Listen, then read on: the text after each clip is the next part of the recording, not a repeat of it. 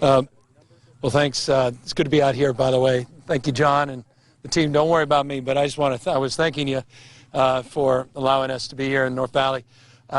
Animal rescue group that's been around since, what, 1999.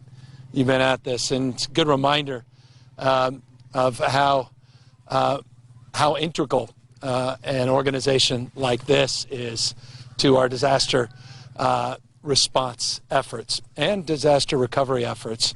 John was just reminding me something most of us don't need to be reminded of, and that is the people that are so attached, and understandably so, to their animals, their pets, oftentimes will put their lives at risk in order to preserve and protect the animals. And as a consequence, tragically, we've lost people's lives because they didn't feel that there was a home or an opportunity to take care of their animals in a time of emergency. So this organization plays a profoundly important role in addressing that issue and ultimately advancing the effort of saving people's lives and organizing a construct where people can get back to some semblance of normalcy in their lives once the emergency is behind us, once people are out of their shelters, and once people are able to begin to rebuild their lives and bring their families and their animals and pets back. So I just was, here out of respect and appreciation for your work. And out of gratitude for the thousands of people who have been benefited over the course of decades by their largesse and by their contribution. We also spent a little bit of time up in Paradise, been back relatively consistently over the last couple of years, going back to last time President Trump visited the state of California. We visited together Paradise just weeks after the fires. Of course, today we met with the president, talked about the status of over 28 large fire complexes here in the state of California, some 16,500 firefighters battling these blazes all throughout the state, from the northern part of the state up in Siskiyou, bleeding in to the Oregon border, and of course down at the Mexican border, almost 1,000 miles separating some of these complexes. The good news is we've seen a lot of progress in the last week or so, and in particular we are being blessed right now by Mother Nature a little bit with the winds calming down and the conditions becoming a little bit more favorable in terms of our suppression efforts. Still addressing needs of 44,000 people that have been evacuated here in the state, and obviously concerned about the over 4,200 structures that we know have been destroyed so far. And we say so far because when we get back into these parts of the state where we haven't been able to actually assess the damage, we anticipate that structure damage to go significantly up. I want to thank the leadership at Paradise in particular for their efforts to try to get people back and rebuilding their homes. It was great to see a one-stop shop in that old Bank of America facility where people are getting over-the-counter support and are getting kind of quick response that's necessary in order to rebuild lives and rebuild this remarkable community of Paradise. And I said this a few years back, and I'll say it again, we want to be here in the long haul for Paradise and the community and the county. We recognize once the cameras go, once the fires are suppressed, that's when the real work begins of rebuilding lives, not just removing debris, but rebuilding homes and bringing families back together, rebuilding schools, rebuilding a sense of community, a sense of place and purpose. And so the state of California is committed to long haul, and we're very grateful by all of those remarkable leaders that we spent a little time with today for their extraordinary contribution to rebuilding this community and being an example of resiliency for hundreds of other communities across this state that are struggling to get through this extraordinary moment in our state's history. We're dealing, in closing, with an unprecedented number of fire starts in the last 30 days. In fact, it was 29 or so days ago that we started experiencing an unprecedented number of lightning strikes, nearly 14,000 lightning strikes over a 72-hour period impacting the state, 1,100 fire starts that we've had to address in the last 30 days, 2.8 million acres in the last 30 days that have been destroyed, 3.2, close to 3.3 million acres so far this fire season. And compare that to last fire season, 277,000 acres through the entire calendar year. We're already at 3.2 million acres so far in 2020. And in 2020, we've experienced world record-breaking temperatures in this state, in Death Valley, 130 degrees, the hottest recorded August in our history, a heat dome, the likes of which we've not seen, at least I haven't seen in my lifetime, throughout the entire west coast of the United States, 114 degrees in Burbank, 121 degrees in other parts of LA County. Temperatures at 3 a.m. along the coast at 103 degrees. I just stipulate it's not even, to me, debatable. It's not a belief system. It's about acknowledging science. It's not about believing in facts or not believing in facts. Facts are facts. Science is science. It's about acknowledging the science and acknowledging the facts that the hots are getting a lot hotter. The dries are getting a lot drier. We're still struggling through the last 5-6 years where we have been in drought conditions in this state. Climate change is real, and so is our responsibility to do more on vegetation management and forest management. I don't see those as mutually exclusive.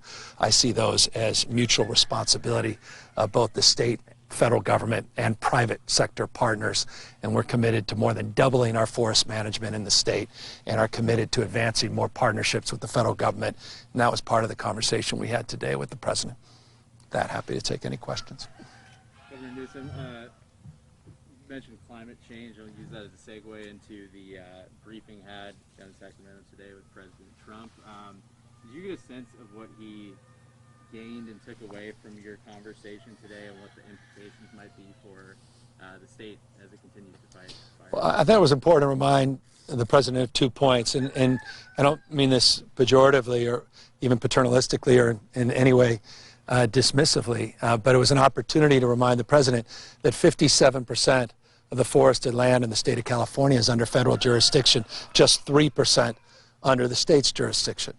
And while the President, I believe, is right, and we've long acknowledged this, my administration has substantially begun to address the need to focus more proactively on forest management, vegetation management, prescribed burns, and we've fast-tracked an historic number of projects just in the last 18 months that we can't do this alone. That we're going to need the federal government to step up in substantial ways. And so that was number one. Very meaningful opportunity to directly make that case to the President. Number two, it was important to also make the case that the President and his administration have entered into an unprecedented partnership with the state and the U.S. Forest Service. Just a few weeks ago, this was lost with everything else. We worked over the last year to develop a partnership to commit to mutually addressing over 1 million acres a year of forest management. Again, it's a drop in the bucket, still inadequate, but it was a significant milestone. So I wanted the President to know that we have established a baseline of engagement that I'd like to build off of. So that was an opportunity, and yes, frankly, to, at least state in a way that wasn't trying to take a cheap shot, wasn't trying to score political points, but to make the argument we believe in climate change out here.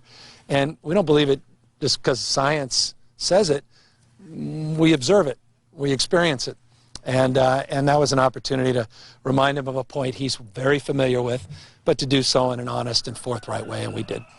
And you were in Paradise earlier, where the campfire was in 2018, and now back here again with this current round of fires we're experiencing. Just to be back here again and see this happening, I mean, what was it like just kind of to, go back there almost 2 years when that fire happened, to get a sense from locals and other people in the community what's changed since then? I've been back a couple times in between, including opening the school year last year, and I remember I was saying this at an event the other day. I remember being there at the first day of school last year, and the teacher was telling me that the kids were experiencing PTSD when they saw fog, and they connected that fog with a fire and smoke. And so it only expresses the obvious, the PTSD those same kids must be suffering through, all of the community up here suffering through yet again to deal with another historic fire season. You look at the maps of these fire complexes, and it's almost like a puzzle fitting exactly into where the burn scar was a few years ago with those 153,000 acres that we're part and parcel of the campfire, the narrative that is Paradise, and now, of course, all the surrounding impacts of this year's fire season. So, look, we have more to do. We are world-class suppression operation. CAL FIRE second to none. Office of Emergency Services second to none. Our mutual aid second to none. 83 fire engines have come from all over the United States. That mutual aid system is expressed beyond our borders. But a suppression mentality can't be a permanent mindset, meaning we have to focus on prevention. We cannot allow the conditions to fester. And that's why the issue, to me, the twin issues of forest management and addressing the root cause of why the hots are getting so much higher and the dries are getting so much drier is foundational to the fate and future of this community. You were in Butte County, I believe, on Friday, sometime last week. Why did you want to come back so quickly, and should residents expect, I guess, more visits during? Yeah, I have a responsibility to this community. I have a responsibility to people that are in need to be more supportive and to be more helpful. And I'm not naive. Good enough never is. It's pretty obvious. 1,200 building permits is not 12,000. 300 plus housing developments is not 3,000. I mean, we've got a lot of work to do up here, and I try to hold to my commitments. We can agree on certain issues, we can agree situationally, but sustainably, I'm here for the long haul to try to help support the rebuilding, recovery in this county, and I want to be here not just to address issues related to fires, but also more broadly the issues related to this health crisis, COVID, and the economic recovery that's part and parcel of the future of this part of the state. Look, I'm a fifth-generation Californian. I grew up in a very fertile part, half the time with my dad in Placer County in a small community called Dutch Flat, literally mainstream Dutch Flat, where the Golden Scoop was the only thing that mattered to me in my life, a little ice cream store, and it's pretty much the only business that's still operating there. And so I have deep respect in the sensibilities of rural California and respect our diverse communities, even if folks weren't there in my election. I have a real responsibility to represent people, even if they're out there trying to support an effort to kick me out of office. I still have a responsibility to those families and this community. S. also with Action News Now. Governor Newsom, so you talked a lot about forest management. What is kind of the plan for forest management heading forward? So let's talk about where we are and let me specifically answer the question moving forward. California more than doubled its active forest management in the last calendar year. It was a modest 390,000 acres. The federal government was even more modest. They actively managed 200,000 acres. That's inadequate to the needs of the state. And so the commitment we made going forward, we marked a significant partnership, what we call a stewardship agreement with the U.S. Forest Service to get to 1 million acres a year. That's going to be a baseline commitment between the state and the federal government. It's the first time, though, we're collaborating and coordinating, sharing map, sharing technologies, and sharing resources. So it's a significant step in the symbolism and the substance, but it's a first step because we have to manage millions of acres a year, not just 1 million acres a year. I got one more question for you. So what was kind of the thinking behind going up to Berry Creek and signing the bill before kind of addressing the